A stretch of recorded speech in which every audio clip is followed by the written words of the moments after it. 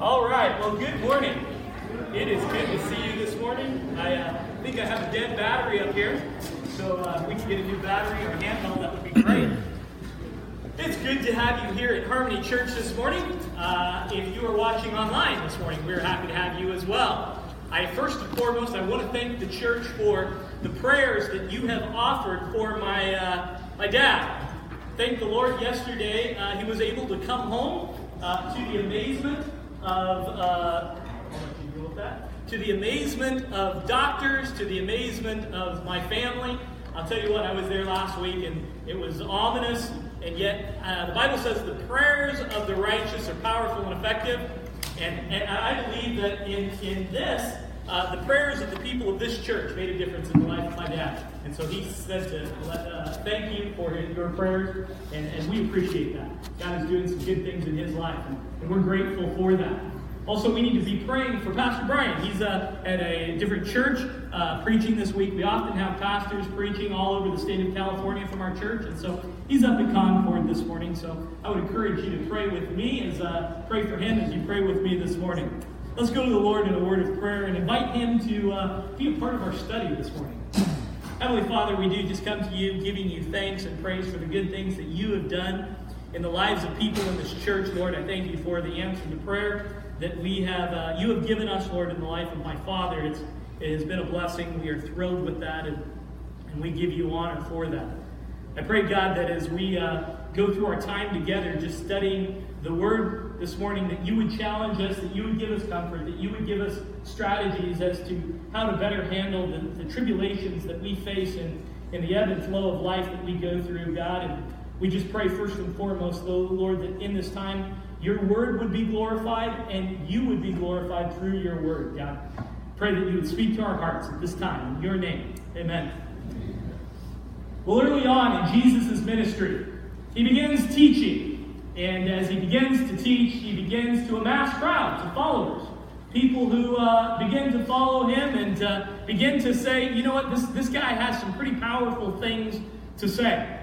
And so these crowds get bigger and bigger, and Jesus understands that if people are following him, he understands just how finicky people can be when it comes to following the Lord. That one moment they're hot, and the next they're cold. One moment they want to follow him wholeheartedly, and the next moment he's the farthest thing from their mind. And so he gives a parable. Jesus is known, if you know anything about the New Testament and the Gospels, you know that Jesus uses lots of parables to illustrate great truths in life. And so he gives the parable of what is called the seed and the sower. I'm sure many of you Sunday school graduates here know that parable. But it goes something like this. He talks about a man who is going out and he's throwing out seed. And as he's throwing it out, the seed falls on 4 different types of soil. First of all, as he's throwing out the seed, there is a seed that falls upon the hard ground. It's on the road, it's on the cement, it's on the blacktop. And you know as well as I do that if seed were to fall on blacktop, you're not going to have much of an effect on that. In fact, Jesus says the birds come and eat that up before it could ever even get into the root. He says that's symbolic of people who have hard hearts. They hear the gospel and it's not for them, and so the gospel even never takes root. But then secondly, he says that there is soil that falls upon the rocky ground. And on this rocky ground, the soil goes in to a shallow depth, but the rocks seem to suffocate it. And so when the sun comes out, the plant that begins to sprout up dies under the oppression of the heat. Then he says there's a third type of soil. He said it's the soil that goes in, or the seed, that goes into the soil. And in that soil, it is surrounded by thorns and weeds. And it's choked out. So as it's choked out, it never is given the ability to thrive, and eventually it dies. And then finally, he says, there's the last type of person, and it's the rare type of person when it comes to people. It's the type of seed that falls into a rich soil. And as it goes into that soil, it takes root, and it grows, and it thrives, and it creates a great harvest. See, Jesus is very aware that out of 4 people that follow him, there's 3 that are probably going to sort of wander away. And for the purposes of our study this morning, I want to look at the second type of soil. The second type of soil that Jesus says is the one that goes into the rocky ground. It's the people that live a rocky kind of life. In fact, he clarifies it in Matthew chapter 13, verse 20, what type of person this is. It says, as for what was sown on rocky ground, this is the one who hears the word and immediately receives it with joy. Those people who hear the gospel and they say, man, this is life-changing. This is so exciting. I am a follower of Jesus Christ. They are overwhelmed with joy. But I want you to notice what happens shortly after this joy subsides. It says in verse 21, it says, yet they have no root in them. But they endure for a while, and when the tribulation or persecution arises on account of the word, immediately this person falls away. What causes this person to wander away from the gospel truth of Jesus Christ? What does it say here? Tribulation, persecution, and difficulty in their life. And I don't know if you've seen that. Maybe you're in that category where tribulation and persecution and hardship in your life has made you wander away from your first love. Has made you wander away from the joy that you received in Jesus Christ, and our minds get so consumed with other things that, as the Bible says, these rocks begin to choke out any hope of growth in the gospel, and eventually people will even wither away and die. The truth is that I've seen it many times in people's lives, that tribulations choke one's faith. And that a rocky life can be a threat to many people in growing in the gospel of Jesus Christ. I've seen through the years of ministry that as people have become discouraged, dissatisfied, defeated, depressed, or angered, that oftentimes those things consume them. These rocks begin to come into their life. And it smothers any possibility of the growth of the gospel and chokes the faith that had taken root with them. And this may have been the case with the churches in Asia Minor that Peter is writing to, here in 1 Peter chapter 5. If you remember, this book deals extensively with the problem of Christian suffering and the problem of trials that Christians will go through. In fact, if you look at this book, 1/3 of this book is dealing with trials and suffering. It's because the people that Peter was writing to were going through great days and moments of trials in their life. And I'm sure Peter had seen many of them who were like this second type of seed that fell into rocky ground. And they had started with great joy. They had started with great passion for God. But somewhere along the way, trials had choked them. And now that many were even wandering away from the truth that God had for their life. And if you remember last week, if you were here with us, there were 3 principles that Peter gives to the individuals who are going through dark days, when life is turned upside down. If you weren't there, I'll give you those 3 principles really quickly here. First of all, he said you need to humble yourself before the Lord and let God be God and say, God, you're in control of the situation. But then secondly, he said in verse 7 that you need to cast all your cares upon God. And then thirdly, he said you got to be reminded that God cares for you, even in the midst of those trials. But Peter is really going to address even more in depth the people who are facing the dangers of a rocky life in this week, as he talks about a lion that is coming to devour them. Notice what he says in 1 Peter chapter 5, verse 8. He says this, he says, be sober-minded, be watchful. Your adversary, the devil, prowls around like a roaring lion, seeking someone to devour. Resist him, firm in your faith. Now, keep in mind, Peter has just reminded the believers in Asia Minor, as they're going through these moments of trials, that they need to cast all of their anxieties on the Lord. Remember that last week? That you throw them off yourself and you put them on Him, and that you are to live this sort of carefree life in the middle of your trial. But he reminds them at the same time, while you can be carefree, don't become careless. In fact, George Morrison put it this way, a great biblical scholar. He says, God does not make his children carefree in order that he may make them careless. What does that mean? It means that you can cast your cares upon the Lord, but you need to remember in the face of your trial that there is an enemy who wants to come and use that trial to devour you. There is an enemy that wants to take that as an opportunity to choke your faith and to make you think the wrong kinds of thoughts about God, yourself, and others. There is somebody who is there who is trying to destroy you. And that's why Peter gives 3 commands here. He says, you need to be sober-minded when you're in a trial, you need to be watchful, and you need to resist the enemy. See, I've discovered some things in my life when I go through trials, and the lives of other people who I've spoken through as they go through trials. And the first thing is that oftentimes the enemy comes and he puts doubts in your mind in the middle of trials. Has anybody ever done that? Gone through a trial, in the depth of a trial, and you begin to doubt things about God. You begin to doubt things about Scripture. You begin to doubt truths. You begin to doubt the application of the Word of God in your life. Do you know where that doubt comes from? That is the enemy, the roaring lion who seeks to devour you, and he causes us to believe things about God and ourselves that aren't true. But secondly, in those trials, I think that the enemy tempts us to become angry. Doesn't he? We become angry at others, we become angry at God, and he entices us to act contrary to God's plan and to displease him. He also tempts us to become fearful and discouraged. When the Bible says that perfect love casts out all fear, he tempts us to take everything into our own hands and do life our way instead of God's way. There is an enemy out there in your trials that is looking at that moment as an opportunity to devour you. And that's why Peter says, you need to be sober-minded. You need to be vigilant. You need to be watchful.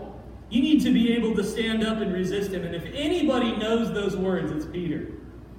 I'll take you back to an earlier moment in Peter's life, years before he had written this, and I'm sure those words, keep watch, resonated with Peter all throughout his life when it came to temptation. Because towards the end of Jesus' life, if you remember, on the night that he was betrayed, he was in the Garden of Gethsemane. They had just had this meal together in the Passover, and Jesus takes his disciples down to the Garden of Gethsemane, and he's going to pray because Jesus is very aware of the trial that is about ready to ensue. You know, the trial of death and crucifixion and horror that comes with that. He is very aware of the trial that Peter is about ready to face as the opposition is going to come against Peter. And so he goes to the garden and he says, Peter, I'm going to go pray.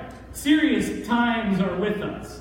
I'm going to go pray. Peter, you go and pray too.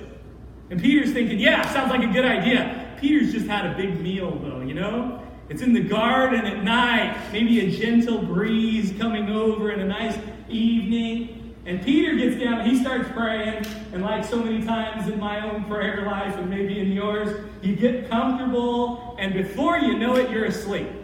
And Jesus comes back and says, Peter, what's up? Why are you sleeping? And Peter wakes up, oh yeah, Lord, I'm back at it. I'll pray. But boy, you know, it's been just that kind of an evening. The world is at peace. Everything is good. And Peter falls asleep again. Jesus knows in just moments there is imminent danger. And he comes back to Peter and he scolds him a little bit. And he says in verse 37 of chapter 14 of the book of Mark, he says, and he came and he found them sleeping. And he said to Peter, Simon, are you asleep? Seriously? Again? You cannot watch. Does that word sound familiar? Peter just said to the church of Asia Minor, you need to watch. You can't watch for 1 hour. Watch and pray. Listen, that you may not enter into temptation. Something is about ready to happen. The enemy, the prowling lion, is getting ready to pounce.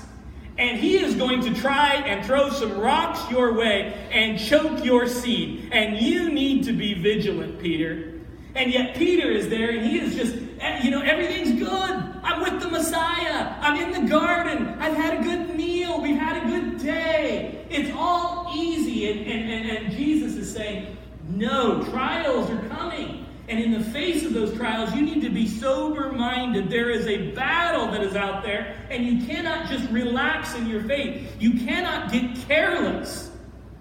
You need to be careful. You need to be vigilant that the enemy is coming to devour.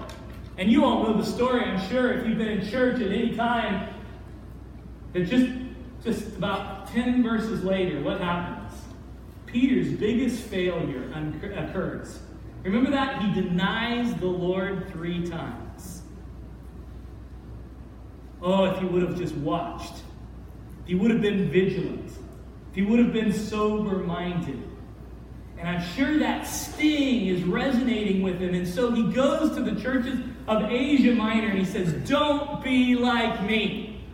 Don't become careless in your trial. There is a roaring lion who is there to devour you. And you need to understand the reality of the battle. And in the middle of this crisis, the devil is ready to pounce upon you and cause us to go places in our mind that we don't want to go and do things that we don't want to do. You know, some of our worst decisions in life are made under great pressure.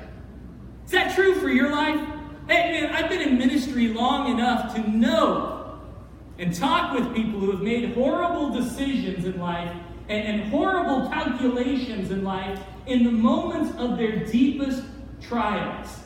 I've seen it time and time again. Men and women of God who are facing enormous pressure, who are facing enormous problems, and they grasp for different things. I've seen pastors, even when their church is floundering, and make some terrible decisions, who, when they've lost their spouses, made horrible, horrible decisions that had life-changing consequences, all because in a moment they weren't sober-minded and they weren't aware that in that moment there was an enemy who was looking to pounce and an enemy who was looking to devour. You know, most of you know I enjoy playing golf. I enjoy watching golf from time to time. I watch about 4 tournaments a year, the 4 majors. The Masters, British Open, the U.S. Open, and the PGA Championship. And the PGA Championship was on last weekend. And so I watched part of it on Saturday, and as I was watching it, there's a very well-known golfer. His name is Jason Day. He's in the top 5 golfers in the world right now. He's a very good golfer. And he was having a terrible day. He started the day leading, and by the end of the day, it was falling apart. That's my game every week. But for him, it was unusual that his game was falling apart. And he gets to the 18th hole, and the pressure is great. You got to understand, he wants to win this major, and everything is going against him. And he hits the ball off the tee into this situation where he's right behind this tree. Okay? Now, if you are a normal golfer in this situation, let me give you golf 101. Tony would tell me, hit it that way, into the fairway, to the left. But he thought, making this terrible decision, that he could hit it to the right, maybe curve it down the cart path, let it run down the cart path, and get close to the green as he curves it out over the crowd and make this incredible shot that would just sort of save his round. How do you think it turned out for Jason Day? As he was doing that, I even said it aloud, and my wife was probably listening. I said, what is he doing? This is the dumbest thing I have ever seen. As he's getting ready to hit it that way. 99% of the time, you would punch it right back there. And I was confirmed by the announcer that said, I can't believe this. I can't believe that a professional golfer is making such a dumb decision. And he said, that's what happens under the pressure of a major tournament, even to the best of golfers. And I thought to myself, it's not only tournaments, it's in life. It happens to the best of Christians who get under this enormous strain and are grasping at straws, trying to right the ship. And the devil comes in and he pounces and says, why don't you try this? And so many times that thing that he wants us to try is disastrous, and it is a ill-conceived plan and leads to devastating effects. And Peter says, man, when you're in that trial, slow down, be sober-minded, be watchful, and see what God's plan is instead of falling for the wiles of the enemy. I put number 1 on your outline. If you're following along this morning, and I hope you are, I hope you have an outline and can fill this in. When life turns bad, I need to know that Satan wants to use this as an opportunity to devour my faith. Satan wants to use this as an opportunity to devour my faith. And so many times in the midst of our crisis, we lose sight of the fact that we are in a spiritual battle and we are engaged in this, and the enemy is using this as an opportunity to attack us. And this is why Christ tells Peter, pray, be watchful. And I think it's applicable for us as well. We need to get on our knees and we need to pray and get into focus God's plan, His word, His truth. But also, I can tell you this. You know what I think Jason Day should have done? He should have stopped and asked his caddy, the guy that's along with him, is this a really dumb shot? Yeah, this is a really dumb shot. Don't do this. You go and you ask wise counsel. You go and you ask godly counsel. That is part of being sober-minded. That when we are facing the trials and the tribulations and the pressures that we have, that we go and we ask people in our lives, hey, would you just help me be a little bit accountable? I don't want to do things that are going to destroy me in this moment of my life. Can I tell you, I've done that personally in my life. You may think that pastors, we have it all together and we don't need accountability and that we always make right decisions. I am fully aware in my life that when I'm under great strain and I'm under great pressure, that I am prone to make mistakes. That I am prone to start believing things that aren't true. So you know what I've done many times in my life? I have accountability people in my life. I call them up or I go and have a visit with them and I say, listen, this is what's going on in my life. It seems like I'm flying off the rails here. I'm on the cusp of depression. My heart is breaking. My life just it's not going the way I want to go. And I'm not happy. I need you to help me to make sure that I'm not making a dumb decision as I walk with the Lord here. Help me to walk as a man of God in crisis. Because it's so easy to lose perspective of that. And I want to be God's man even when my life is falling apart. I've seen so many godly men and women fall to pieces when they face tribulations. I don't want to be that person. And so you bring somebody in and say, examine me. Am I saying the right thing? Am I doing the right thing? And if you don't have a person in your life like that, I would ask you to try and find someone, and I can get you connected probably with someone like that if you need someone in your life like that. But I want you to notice, before we move on to our next point, I want you to notice, how does Peter describe the devil? As a what? A lion. Who else is a lion in the Bible? Yeah, there's another lion that is the true lion. He is the Lion of the tribe of Judah. He is the Messiah, and he has all the right answers. He has all the right choices for our life. He has the real power in our life. And according to verse 7 of 1 Peter chapter 5, he cares for you. But there is an imitator.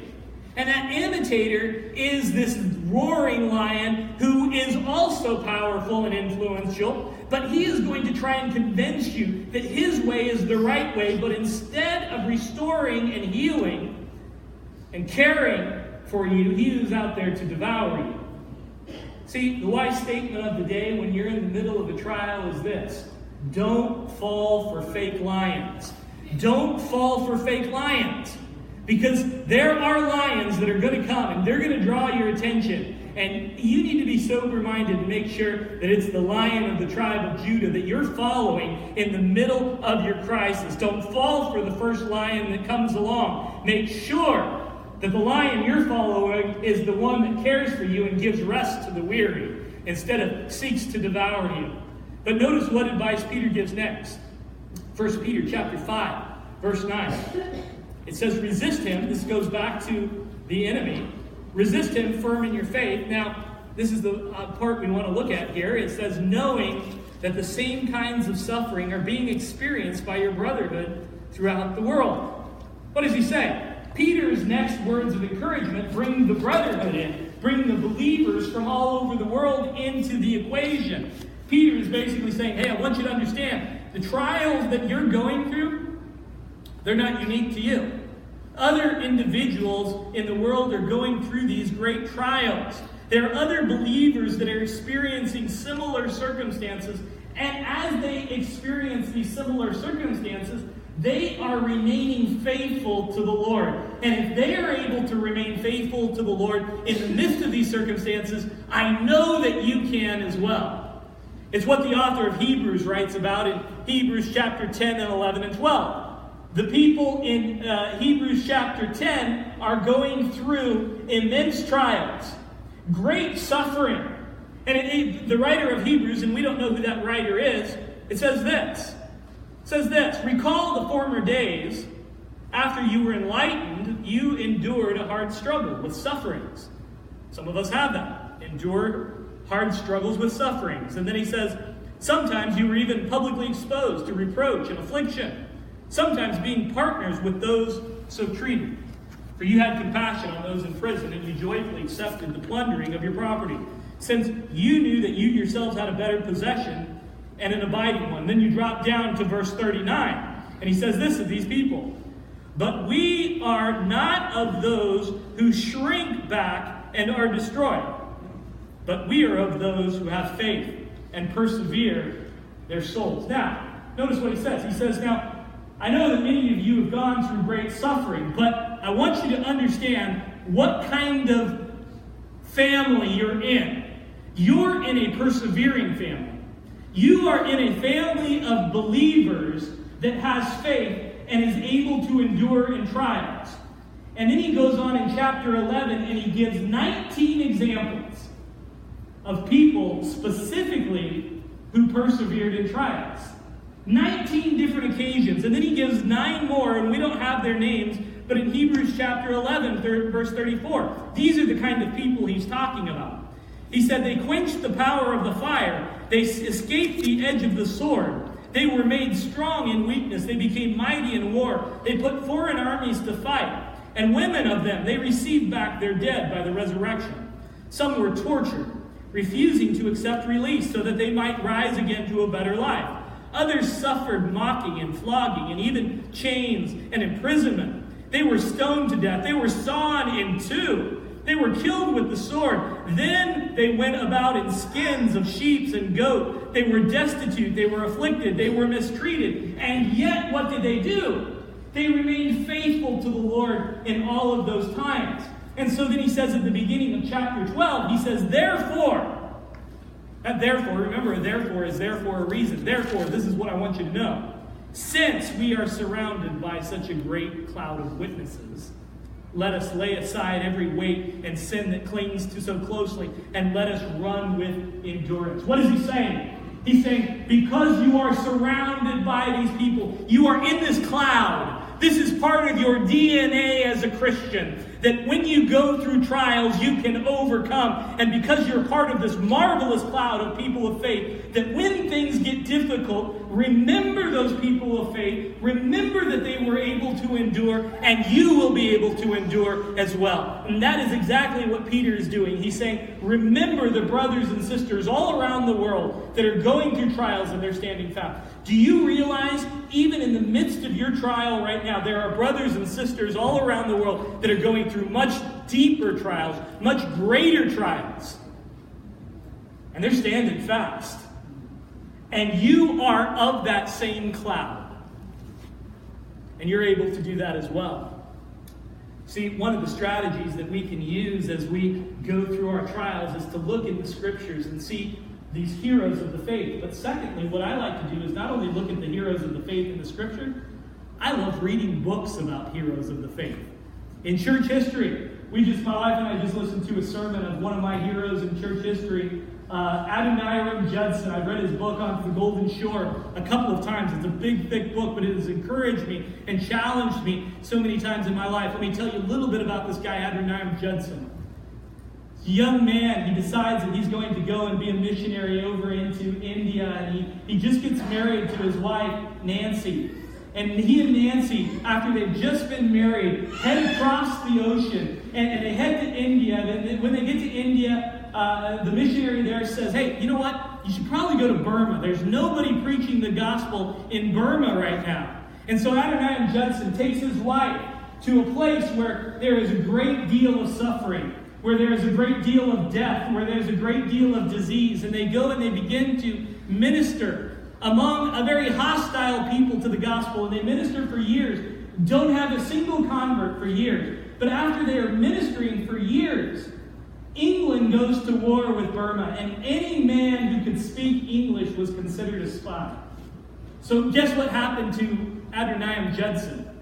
He's hauled away. He's taken to basically a prison camp, and he's put there to rot. And every day his wife, her name is Nancy, who has just had a child, has to come and bring him food to survive. That was the only way they could survive, because the prison guards weren't feeding them. It was only their family members who would come and take care of them. And so she's coming every day, and she's getting weaker and weaker. She's getting more and more discouraged by this. And every night, Hudson Taylor and all the prisoners, in order to keep them from escaping, they would shackle their legs, and they would lift up their legs at night, and they would lay them up so just that their shoulders and their head would touch. I think I have a slide of this, Lula. And they would just lay every night. That's their position, all night long. Can you imagine being these guys over here on the left all night long? And they're by the rice paddies. Mosquito bites are ripping and ravaging their bodies. They're crying out in pain, and there's nothing they can do about it. Can't scratch it, can't do anything. Their rats are pillaging through their hair. It's a nice scenario. Adoniram Judson describes they have dysentery. In the middle of the night, they can't go anyplace. Imagine the stench. Imagine the scenario. And so every day, Nancy's coming and seeing this, and she's becoming weaker and weaker. And finally, she breaks down one day, and she sees Adoniram Judson, and it's during the day, and he goes and he tries to encourage her. And he says his most famous words that have challenged me in so many times in my life. He says, Nancy, don't be discouraged. The future is as bright as the promises of God. Can you imagine that? What kind of strength is that? You are of that cloud. You are of that strength. And oftentimes when I struggle and the air conditioning goes out, or my car breaks down, or we think of our minor problems, and I even think of my major problems, and I know we have some major problems here. But the future in God is bright. And we need to remember that we are of that cloud, and that we are able to overcome, that other people have gone through even darker days, and they have been able to build their house on nothing less than Jesus' blood and righteousness, and become a powerful force, even in the middle of trials. See, I put number 2 on your outline if you're following along this morning. When life turns bad, I need to investigate the lives of other believers who have overcome similar sufferings. You can do that in the Word of God. You can do that in history. And I think you can do that in people in our own church. Do you realize there are people in this church who have gone through tremendous suffering and have stood fast in the things of the Lord? And sometimes when we're going through suffering and we're about ready to give up, it is good to go and speak to those people, to be encouraged, to ask them, how did you overcome during these situations in your life? See, Peter reminds the believers, there's other believers out there that are doing this and are making it. You're part of that cloud. You can persevere. I put next in our outline here, I want you to look at 1 Peter chapter 5, verse 10. It says this. It says, and after you suffered for how long? Say it aloud. How long? After you suffered for a little while. Underline it. The God of all grace, who has called you to his eternal glory in Christ, will himself restore, confirm, strengthen, and establish you. After suffering for how much? A little while. I can almost hear Peter saying, a little while. You're not suffering for that long. As you suffer in this life for a little while, what's going to happen? Some pretty terrific things are going to unfold. These verbs are so wonderful here, aren't they? These verbs to confirm you. God will restore you. God will strengthen you. And God will establish you. But before you get to that eternal establishment and that eternal confirmation and that eternal restoration and that eternal glory, Peter says, you're going to have to suffer for a little while. And I want you to understand the contrast that Peter uses and other New Testament writers use. The contrast between the little while and what? The eternal. There is a great big contrast there. That our suffering that we go through in light of God's eternity is just a moment of time. And Peter doesn't want to downplay the measuring of your suffering, but he wants you to put the length of the suffering in proper perspective with eternal glory. You got to understand that as you're going through your suffering in light of, in perspective of God's eternity, it is just a moment in time. I remember the day very well that I gave my daughter, we took her to get her first shots.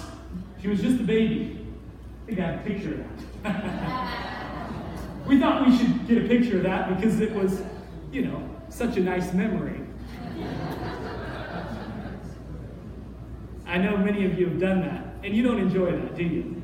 You would have thought, my daughter, who probably didn't experience a whole lot of pain up to that point, you would have thought the apocalypse was now.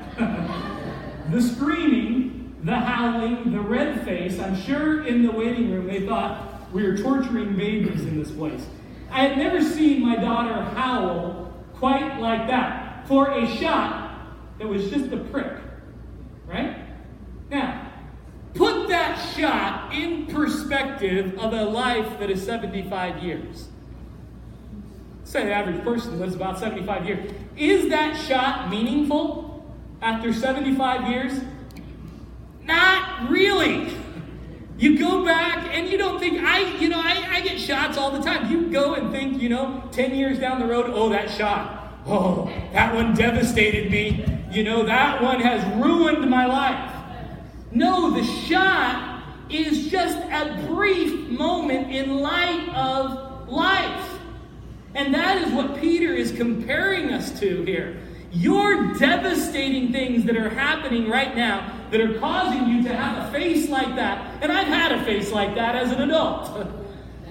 But those things that are devastating you right now in light of God's eternity are just a moment. In fact, Paul says it this way. In 2 Corinthians chapter 4, verse 17, he says, for this light, momentary affliction. What does he say about your affliction? Number one, it's light. It's not light in the sense that it's not a big deal. It's light in comparison to the glory of God. Your light, momentary affliction, how long is your affliction? Just a moment. Is preparing for us an eternal weight of glory beyond all comparison.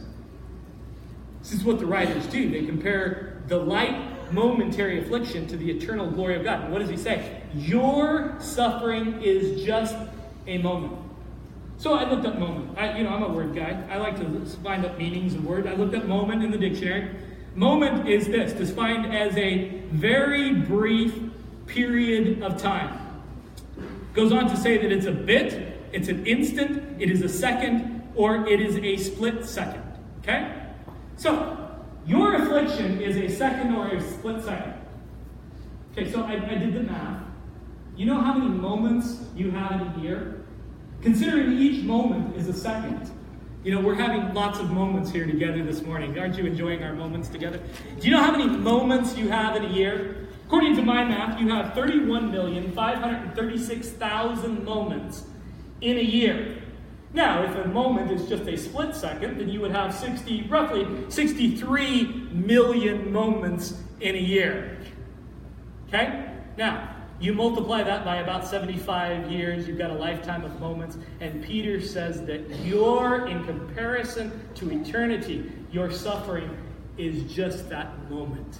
It is the prick of the shot that you are going through in contrast to the great eternity that God has for you. So when God makes comparisons, they are outrageous, aren't they? a moment versus eternity. He compares our light affliction to his immeasurable glory. He compares our moments to his eternity to help us get perspective of the trials that we are going through so that we can continue and not become like that seed that falls in rocky soil and falls away. I put number 3 on your outline. When life turns bad, I need to put my trials into proper perspective. I need to put my trials into proper perspective. Adoniram Judson can say that the future is as bright as the promises of God because he has perspective on what the promises are and what the future is in light of his present sufferings. But after all of this, after all these strategies, Peter provides one last word of encouragement. If you look at verse 11 in chapter 5, he says this, "Now, to him be the dominion forever and ever. Amen." Now, this is what the Bible calls a doxology, or what we call a doxology. It is something that is said at the end of a sermon. It is something that would be said at the end of a letter. It is something that is said after the end of a song. And you just kind of throw it on there. Okay, oh yeah, to him be dominion forever and ever. Amen. Okay? This is a perfectly placed doxology, I believe. And it flows straight into the passage that he is talking about. What Peter is trying to say, and why he puts this doxology here, is that he wants the brothers and sisters to remember that as they're going through all these trials, that God has not lost dominion. That God has not lost control. That what is happening in your life, that God is still on the throne. That in eternity past, God was in control. At present, God is in control. In eternity future, God is in control. And then he says amen. Anybody know what that word amen means? So be it. Isn't that a great thing? He says, and God is in control. So be it. That is his declaration. And the question that we need to summarize everything that when we're talking about suffering is, can you say amen to God's dominion? Even when you're in the face of trouble. Can you say, so be it, God, you are still in control, and I still trust you, because I know who you are. I think this is the most important phrase in all of our discussion on suffering. And what's interesting is I went through, a half a dozen commentaries this week studying on this text. You know that most commentaries just skip over this verse? I thought, well, what are you doing? This is the most important verse in this whole paragraph. Why do they skip it? It's a doxology. Been there, done that. We've seen that. Da-da-da-da-da. Move on. Keep going to the next phrase. But this is important because if he doesn't have dominion in our lives, then the rest of what Peter tells us doesn't matter, does it? If he doesn't have dominion in our lives, we can't humble ourselves before him in our trials, which is the first thing Peter says. If he doesn't have dominion in our lives, you can't cast your cares upon him, can you? Because, well, he doesn't have the authority to do anything with them. If he doesn't have dominion, then what good is it trying to resist the devil? Because the devil's going to overpower us anyway. If he doesn't have dominion, then what do we know about eternity? Because it's not in his hands. You see, what we believe about God's dominion in the universe will determine exactly how we face our trials. And if you don't believe that God has dominion, you don't have a lot of hope in your trials. You don't have a lot of encouragement. You don't have a lot of confidence that he is in control and that he's got your life in your hands. And this is the very point that the book of Job is trying to make. Some of you know who Job is in the Old Testament. If you go into the book of Job, it's a very lengthy book. And Job had more trials, I can guarantee, than any of you in this place. Let me tell you some of them. He lost nearly all of his family members. Nearly all of them died. He lost all of his wealth. He was wealthy, and then he was broke. He lost his health, and he's sitting on a mound scraping skin off of his body because he's so infested with boils. And then to make matters worse, his wife goes haywire and says, curse God and die. Nice lady, huh? Everything goes wrong in Job's life, and he begins to ask the question, Lord, why is this happening to me? I'm a pretty decent guy. And you know what God does? He gives Job 77 questions. It's a lot of questions, isn't it? And there is not one of those questions that Job can answer. Questions like this. Hey, Job, did you call out the stars by name? No, I didn't do that one. Hey, Job, did you command the dawn to come up this morning? No, that wasn't me. Hey, Job, did you put the dark back in its place when the dawn did come up? Who dealt with that? No, that wasn't me, Lord. Hey, Job, did you open the storehouses of heaven and let the snow and the hail and the rain fall? No, Lord, that's not me. What is God saying? He's saying, Job, are you in control? No, Lord, that's not me. Who is in control? Job. Job answers. The first time Job speaks, this is what he says. He says, Job answered the Lord and said, I know that you can do all things, and that no purpose of yours can be thwarted. What is he saying? Saying exactly what we need to say when we're in the middle of our trials. It is this: to you, God, be dominion forever and ever, so be it. That's what we need to learn. That's Job's answer in his trial. That's Peter's answer, the greatest answer when you face trial. God, you're in control. And I surrender myself to you. I put last thing on your outline this morning. I need to trust in God's absolute authority in all things. When life turns bad, I need to trust in God's absolute authority. I had somebody just after the first service come up and talk to me about life that was going haywire and everything that was going wrong. And I said, listen, if we don't have God's dominion here, and you can't give these things to His authority, this is going to drive you insane. This is going to destroy you. You've got to come to this point in your life where you can surrender those things to God. This lady said, I know, Pastor, I'm struggling with that. I'm really struggling with that. Pray that I can recognize God's dominion, even in the face of these trials. You know, God's dominion determines how you will approach not only your trials, but every other category in life. One of the well-known professors in American history, his name was Robert Dick Wilson.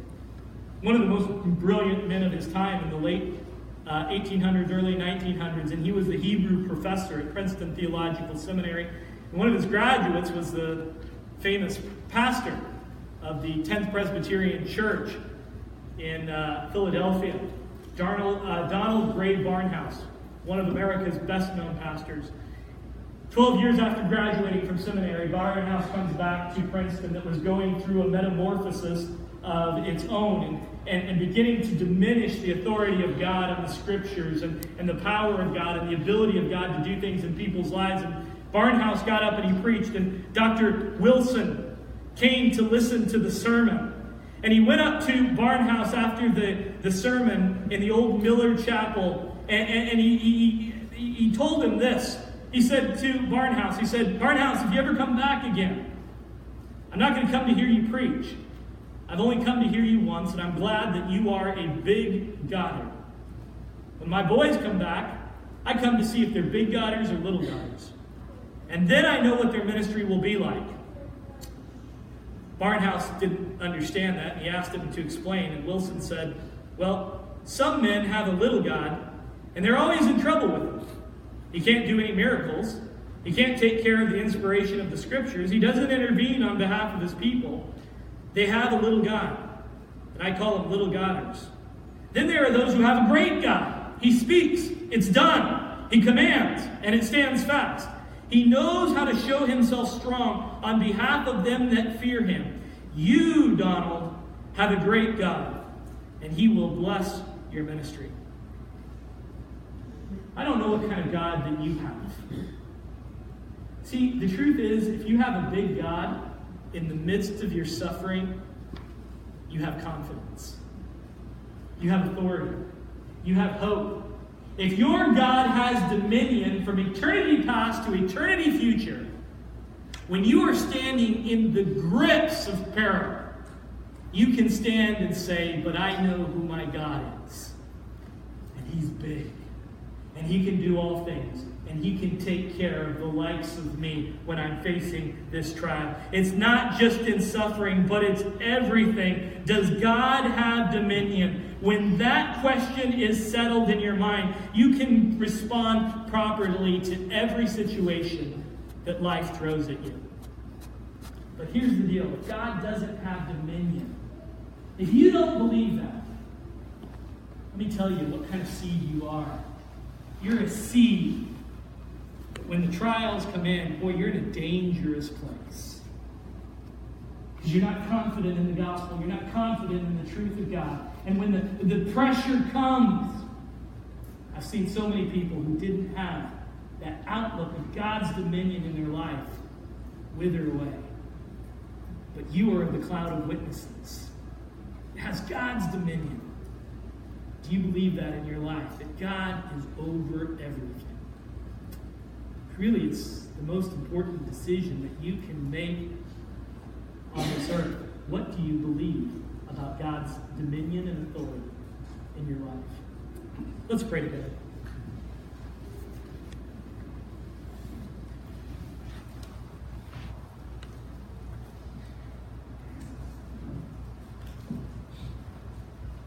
I don't know what kind of things that you're going through in your life right now. I know that we all have our trials, that we all have our burdens that we bear.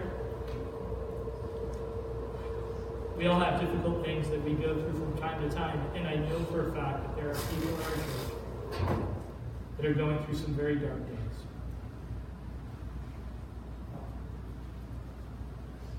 And the answer is not just trying to grab onto any philosophy or any truth or any sort of thing that will satisfy you in the moment. The answer comes in embracing God's dominion in your life and surrendering to that dominion. And maybe you're here this morning as you're going through these dark moments of life. You need to come to that point where you just say, God, I need to surrender to these things, Lord. I'm struggling, Lord. And I give myself over to you. Put my cares into your hands. Lord, let me be watchful. Let me be vigilant. Let me be sober-minded. And let me press myself into you more fully and deeply. Find my hope in you.